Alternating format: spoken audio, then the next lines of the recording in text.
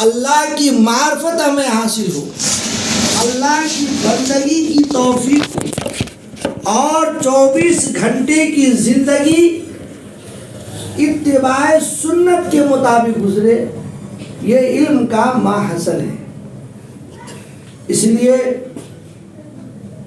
قرآن میں اللہ نے اقرأ بسم ربک الذی خلق فرمایا، پڑھیے آپ اپنے رب کے نام سے جس نے پیدا کیا، یعنی وہ علم جس سے اللہ کی معرفت حاصل ہو، اولاً وہ علم حاصل ہو۔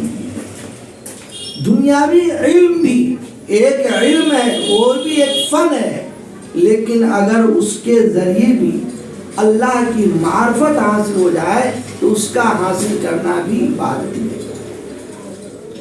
دوسری بات یہ ہے کہ آج ہم سب دیکھتے ہیں اور معلوم ہم سب کو ہے کہ نسبت سے چیز کی اہمیت بڑھ جاتی ہے، اس کی قدر و قیمت بڑھ جاتی ہے۔ ایک سامان ہے جو ہمارے دربھنگہ شہر میں بھی ملتا ہے، اور وہی سامان ہمارا کوئی رشتہ دار، عزیز، خیش و اقارب یا ہمارے والد یا اور کوئی فرد مکہ المکرمہ سے بھیج دے تو عظمت کی نگاہ سے ہم اسے دیکھتے ہیں کہ یہ شہر مکہ سے آیا ہے، حالانکہ سامان تو وہی ہے، لیکن نسبت کی وجہ سے اس کی عظمت بڑھ گئی، اس کی قدر و قیمت بڑھ گئی۔ ایک کپڑا وہ ہے جو ہم اور آپ کے جسم پر ہے، ایک کپڑا وہ ہے جو پردے کا کام دیتا ہے، ایک کپڑا وہ ہے جو کفن میں استعمال ہوتا ہے، اور ایک کپڑا وہ ہے جس سے جزو دان بنتا ہے، یعنی قرآن کا غلاف بنایا جاتا ہے۔ یقیناً ان تمام کپڑوں میں وہ کپڑا جس کا تعلق قرآن سے جڑ گیا، جو قرآن کی حفاظت کا ذریعہ بنا، اس کی عظمت بڑھ جاتی ہے۔ اسی طریقے سے تمام چیزوں کا حال ہے۔ پہاڑ تو دنیا میں بہت ہے، لیکن غار حرا کی اہمیت، غار ثور کی اہمیت تمام پہاڑوں سے زیادہ ہے۔ شہر بہت ہے، لیکن مکہ کی عظمت الگ ہے، مدینہ کی عظمت الگ ہے۔ اسی طریقے سے خواتین سب ہیں، لیکن جو امہات المومنین ہیں ان کا مقام بہت اعلیٰ و عرفہ ہے۔ مرد حضرات بہت ہیں، لیکن جو صحابہ ہیں ان کا مقام بہت بڑا ہے۔ تو نسبت کی بنیاد پر احکام بدلتے ہیں۔ ایک خون ہم اور آپ کے جسم سے نکل جائے تو اس خون کو نجاست غلیظہ کہا جاتا ہے، وضو ٹوٹ جائے گا اگر وہ اپنی جگہ سے نکل کر بہہ جائے۔ اور ایک خون شہید کا ہے کہ اگر وہ شہید پورے کپڑے سے، اس کے پورے کپڑے میں خون لگ جائے اور وہ خون سے لت پت ہو جائے، پھر بھی اس کا جسم پاک ہے اور اسی کپڑے میں اسے دفنایا جائے گا، کفنایا جائے گا، معمولی بات ہے۔ تو نسبت کی بنیاد پر احکام بدلتے ہیں۔ یہ مہینہ شعبان کا مہینہ ہے۔ اللہ کے نبی صلی اللہ علیہ وسلم نے ارشاد فرمایا، شعبان الشہری رمضان الشہر اللہ، شعبان یہ میرا مہینہ ہے۔ سرکار دو عالم صلی اللہ علیہ وسلم اس مہینے کی نسبت اپنی طرف فرمائے ہیں۔ یقیناً اور مہینوں کے مقابلے میں اس مہینے کی اہمیت اور ہے، اس کی عظمت اور ہے، اس لیے کہ سرکار نے فرمایا یہ میرا مہینہ ہے۔ اس مہینے میں سرکار دو عالم صلی اللہ علیہ وسلم کا عمل کیا تھا؟ شعبان کا چاند نظر آنے کے بعد سرکار دو عالم صلی اللہ علیہ وسلم تسلسل سے روزہ رکھتے۔ ہم اور آپ کو روزہ رکھنے کا حکم نہیں دیا گیا پورے مہینہ، اس لیے کہ ہمیں رمضان کے لیے تیاری کرنی ہے۔ اگر ابھی سے ہم روزہ رکھیں گے، ہم کمزور جسم کے ہیں، قوا کمزور ہے، بہت سارے امراض ہیں، تو رمضان میں اس کا جو حق ہے وہ ادا نہیں ہوگا۔ لیکن سرکار دو عالم صلی اللہ علیہ وسلم اس مہینے میں کثرت سے روزہ رکھتے تھے، اور اللہ کے نبی صلی اللہ علیہ وسلم نے فرمایا کہ اس مہینے میں ایک رات ہے جس رات کو ہم اور آپ شب برات کہتے ہیں، چھٹکارے کی رات۔ حدیث میں ہے کہ اس رات میں اللہ بنو کلب کے بکریوں کے بال کے برابر جہنم سے مردوں کو آزادی عطا فرماتے ہیں۔ عرب میں ایک قبیلہ تھا، اس قبیلے کے پاس بکریاں بہت زیادہ تھیں۔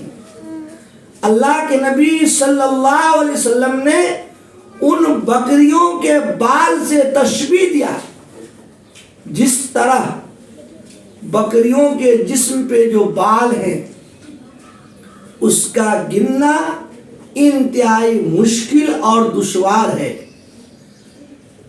حدیث کا مطلب یہ ہے کہ اس رات میں اللہ بے شمار لا تعد ولا تحصى، جسے انسان گن نہ سکے، جس کا انسان اندازہ نہ کر سکے، اللہ بے شمار لوگوں کو جن کے لیے جہنم واجب ہو چکی ہے لیکن ان کی موت ایمان پر ہوئی ہے، تو اللہ پاک ان تمام کو اس رات میں جہنم سے خلاصی عطا فرماتے ہیں۔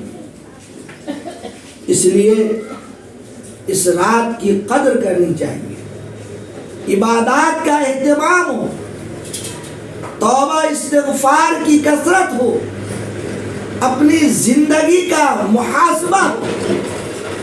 ہر انسان اپنے بارے میں جانتا ہے کہ ہم نے بالغ ہونے کے بعد سے لے کر اب تک کیا کیا کیا۔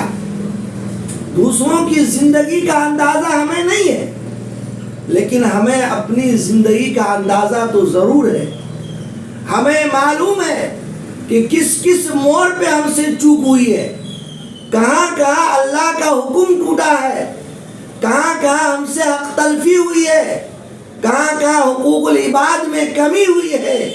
لہذا گناہوں سے توبہ کرنا چاہیے، استغفار کی کثرت ہو اور اللہ کا قرب حاصل ہو، انابت اللہ، توجہ اللہ، للہیت، یہ سب ہمارے اندر آئے، تاکہ جب ہم ہاتھ اٹھائیں دعا کے لیے تو ہاتھ کے گرنے سے پہلے ہماری دعا کے ختم ہونے سے پہلے آسمان میں اعلان ہو جائے کہ اے بندیوں جاؤ، میں تم سے راضی ہوں۔ اور اس رات میں جو ہم فریاد کریں، اللہ ہماری فریاد کو قبول فرما کر اللہ ہماری تمنا پوری کر دے۔ اس لیے اسلاف، بزرگان دین، اولیاء اللہ، علماء ربانین کا معمول ہے، ماضی میں بھی ان حضرات کا معمول تھا کہ اس رات کی وہ بے حد قدر فرماتے اور اپنی اپنی وسعت اور صلاحیت کے مطابق رات میں تلاوت کا اہتمام فرماتے۔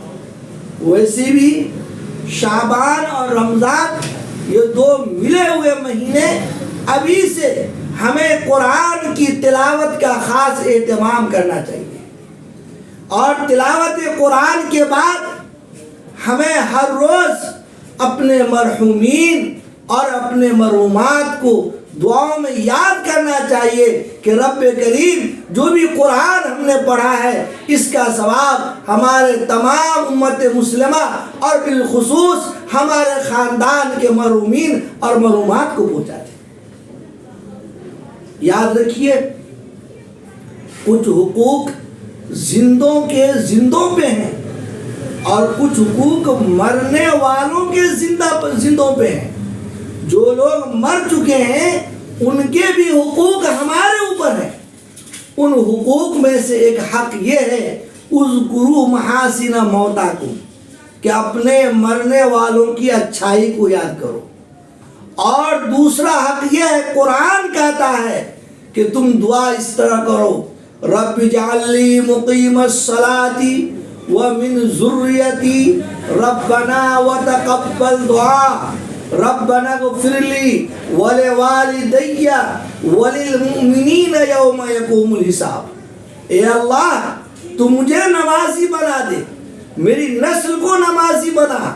اے اللہ تو میری مغفرت فرما اور میرے والدین کی مغفرت فرما اور سارے مسلمانوں کی مغفرت فرما۔ لہذا مرنے والوں کا ہمارے اوپر ایک حق یہ ہے کہ ہم ان کے لیے دعائے مغفرت کا اہتمام کریں۔ جس طریقے سے کسی کا بیٹا باہر رہتا ہے، بھائی باہر رہتا ہے، تو پڑوس کے لوگ ان کے بھی بچے باہر رہتے ہیں، وہ اپنے گھر تحفہ بھیجتے ہیں، تو ہمیں بھی انتظار ہوتا ہے کہ میرا بھی بھائی کچھ میرے لیے بھیجتا، میرا بھی بیٹا میرے لیے کچھ بھیجتا۔ یاد رکھیے مرنے والے دنیا سے چلے گئے، اب وہ قبر میں نماز نہیں پڑھ سکتے، روزہ نہیں رکھ سکتے، زکوٰۃ نہیں دے سکتے، لیکن اگر ہم ان کے لیے کچھ کریں، کچھ کار خیر کریں تو انشاءاللہ اس کا ثواب ان کو ملے گا۔ اسی لیے اللہ کے نبی صلی اللہ علیہ وسلم نے ارشاد فرمایا، یہ بخاری شریف کی روایت ہے، اذا مات الانسان انقطع عمله الا من ثلاث، من صدقۃ جاریۃ او علم ينتفع به الناس او ولد صالح يدعو له۔ تیسرے نمبر پہ اللہ کے رسول نے فرمایا کہ نیک اولاد جو اپنے والدین کے لیے دعائے مغفرت کا اہتمام کرے۔ اس لیے اس مہینے میں اور دیگر مہینوں میں، رمضان میں، جہاں ہم اپنے لیے دعا کرتے ہیں، جب قرآن کی تلاوت کریں تو پھر اپنے مرحومین کے لیے بھی ایصال ثواب کریں۔ میں ایک واقعہ سناؤں۔ یہ واقعہ شیخ عبد القادر جیلانی رحمۃ اللہ علیہ کی طرف منسوب ہے، اور مکاشفۃ القلوب میں یہ واقعہ مذکور ہے۔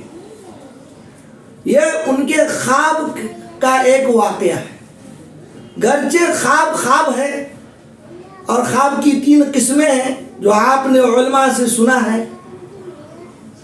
نبی جو خواب دیکھتے ہیں وہ وحی کی حیثیت ہے، لیکن عام مسلمانوں کا جو خواب ہوتا ہے، کبھی اضغاث الاحلام ہوتا ہے، کبھی حدیث نفس ہوتا ہے، کبھی رؤیائے صادقہ ہوتا ہے کہ اللہ کی طرف سے ہونے والی بات یا کوئی ایسی اچھی خبر ہوتی ہے جو انسان کو بتا دی جاتی ہے، اسے رؤیائے صادقہ کہتے ہیں۔ تو شیخ عبد القادر جیلانی رحمۃ اللہ علیہ نے خواب دیکھا کہ قبرستان میں 2 حصوں میں مردے بٹے ہوئے ہیں۔ ایک حصہ وہ ہے جہاں پہ انوارات کی بارش ہے اور مردے نور میں نہائے ہوئے ہیں، موتی چن رہے ہیں، اور ایک حصہ وہ ہے جہاں کچھ مردے ہیں اندھیرے میں۔ شیخ عبد القادر جیلانی رحمۃ اللہ علیہ نے خواب میں ان مردوں سے پوچھا جو روشنی میں تھے کہ آپ کے پاس روشنی کیسی ہے؟ انہوں نے فرمایا کہ دنیا میں میری اولاد انتہائی نیک ہے، جب وہ اپنے لیے دعا کرتی ہے تو میرے لیے بھی دعا کرتی ہے، میرے لیے صدقہ جاریہ کرتی ہے، میرے لیے صدقہ و خیرات کا اہتمام کرتی ہے، مسجد و مدرسہ میں میرے لیے چندہ دیتی ہے تاکہ میرے والدین کو اس کا ثواب پہنچے، میرے لیے مسجد بنا دیا، میرے لیے مدرسہ بنا دیا، کسی غریب بچی یا بچے کی تعلیم کا انتظام کر دیا، تو اس کا ثواب مجھے مل رہا ہے، جس کی وجہ سے میرے سامنے روشنی ہے۔ اور ان مردوں سے پوچھا جو اندھیرے میں تھے، کہا کہ میری بھی اولاد دنیا میں ہے، وہ انتہائی فاسق و فاجر گناہگار ہے، نہ خود نماز پڑھتی ہے اور نہ میرے لیے دعائے خیر کرتی ہے۔ اس لیے مرنے والوں کے ہمارے اوپر حقوق ہے۔ اس رات میں اللہ پاک بنو کلب کے بکریوں کے بال کے برابر جہنم سے مردوں کو آزاد فرماتے ہیں۔ ہماری ذمہ داری ہے کہ ہم قرآن کی تلاوت کا اہتمام کریں اور روزے کا اہتمام کریں 15 شعبان کو، اور پھر اپنے مرحومین کے لیے ایصال ثواب کریں۔ اور اس کے ساتھ ہی ساتھ جب رمضان کا مہینہ شروع ہو اس کی تیاری میں لگ جائے۔ یہ نہیں کہ عمدہ افطار ہو، عمدہ کپڑے ہو، یہ تیاری نہیں ہے۔ اصل یہ تیاری ہے کہ ہماری زندگی مکمل گناہوں سے پاک صاف ہو جائے۔ اپنے آپ کو ہم سوچیں کہ رب نے ہمیں کس لیے پیدا کیا تھا، اپنا محاسبہ کریں۔ میں ایک واقعہ بتاؤں، امیر المومنین حضرت عمر رضی اللہ تعالی عنہ، جن کے بارے میں سرکار دو عالم صلی اللہ علیہ وسلم نے ارشاد فرمایا کہ اگر میرے بعد کوئی نبی ہوتے تو حضرت عمر ہوتے، لیکن نبوت کا میرے اوپر خاتمہ ہو چکا ہے، میں آخری نبی ہوں، میرے بعد کوئی نبی نہیں آئیں گے، اور جو نبوت کا دعویٰ کرے گا وہ جھوٹا ہوگا۔ لیکن حضرت عمر کی شان رفعت اس سے معلوم ہوتی ہے کہ اللہ کے نبی صلی اللہ علیہ وسلم کی نظر میں حضرت عمر رضی اللہ تعالیٰ عنہ کا کیا مقام تھا۔ اللہ کے نبی صلی اللہ علیہ وسلم نے فرمایا کہ جس راستے سے حضرت عمر گزرتے ہیں اس راستے سے شیطان بھی نہیں گزرتا، شیطان وہ راستہ چھوڑ دیتا ہے۔ وہ حضرت عمر ایک روز فرما رہے ہیں رضی اللہ تعالیٰ عنہ، کن سے فرما رہے ہیں؟ حضرت حذیفہ ابن یمان رضی اللہ تعالیٰ عنہ سے فرماتے ہیں، اے حذیفہ ابن یمان، ذرا یہ بتانا، سرکار دو عالم صلی اللہ علیہ وسلم نے آپ کو بتایا ہے کہ مدینہ میں فلاں فلاں منافق ہے، کیا اس لسٹ اور فہرست میں عمر کا بھی نام ہے؟ اللہ اکبر! اتنے بڑے امیر المومنین، اتنے بڑے صحابہ، جی جن کے رائے کے مطابق قرآن کی 7 آیتیں نازل ہوئی، اور ان کو اپنے ایمان کی حفاظت اور اپنے ایمان کی کتنی فکر، اپنا محاسبہ کس طرح فرماتے ہیں۔ اس لیے ہر مومنہ، ہر مسلمہ، ہر ماں بہن، ہر بیٹی کی ذمہ داری ہے کہ وہ اپنی زندگی کا محاسبہ کرے کہ ہم سے کیا کیا چوک ہوئی ہے، کون کون سی غلطی ہوئی ہے، ہر غلطی پہ ندامت کے آنسو بہائیں اور رب کریم کو منانے کی پوری کوشش کرے۔ اسی لیے رمضان آتا ہے اور اس کی تیاری کے لیے اللہ نے یہ مبارک مہینہ شعبان کا ہم اور آپ کو دیا ہے۔